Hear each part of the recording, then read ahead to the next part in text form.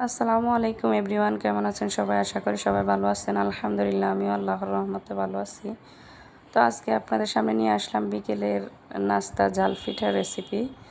প্রথমে আমি একটা বাটিতে আলু কুচি নিয়ে নিলাম গাজর কুচি, নিয়ে নিলাম টমেটো কুচি, দিয়ে দিচ্ছি কাঁচামরিচ কুচি, পেঁয়াজ কুচি, দিয়ে দিলাম ধনেপাতা কুচি। তো এখন দিয়ে দেব চাউলের গুঁড়া। এখানে আমি ময়দার গুঁড়োটা দিতে ভুলে গেছি, পরে অ্যাড করে নিয়েছি। আপনারা ময়দার গুঁড়োটা দিয়ে দেবেন, না হয় এটা কিন্তু আঠালো হবে না। ময়দার গুঁড়া বা চাউলের গুঁড়া দুটোই দিতে হয়। তো আমার ভুল হয়ে গেছে। তা আমি এখানে পরিমাণ মতো লবণ আর হলুদের গুঁড়া দিয়ে দিচ্ছি। আমি এখানে লাল মরিচের গুঁড়াটা ইউজ করি নাই, কারণ আমি কাঁচামরিচ কুচিয়ে দিয়েছি, অনেক ঝাল, সেটা বাচ্চারা খেতে পারবে না।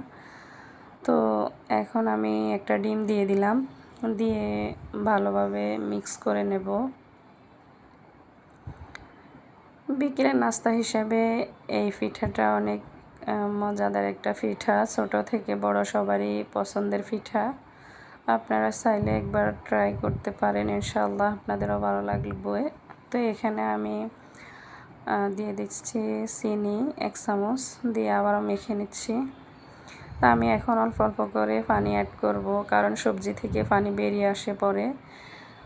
তো আমি পানিগুলো ধাপে ধাপে দিয়ে আবার ভালোভাবে একটু মিক্স করে নেব।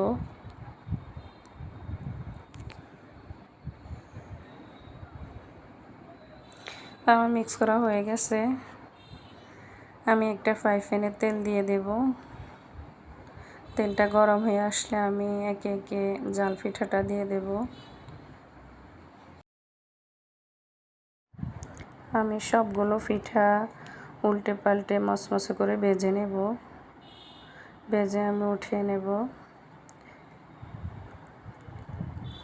তো ভালো লাগলে একবার ট্রাই করবেন, লাইক কমেন্ট শেয়ার করবেন।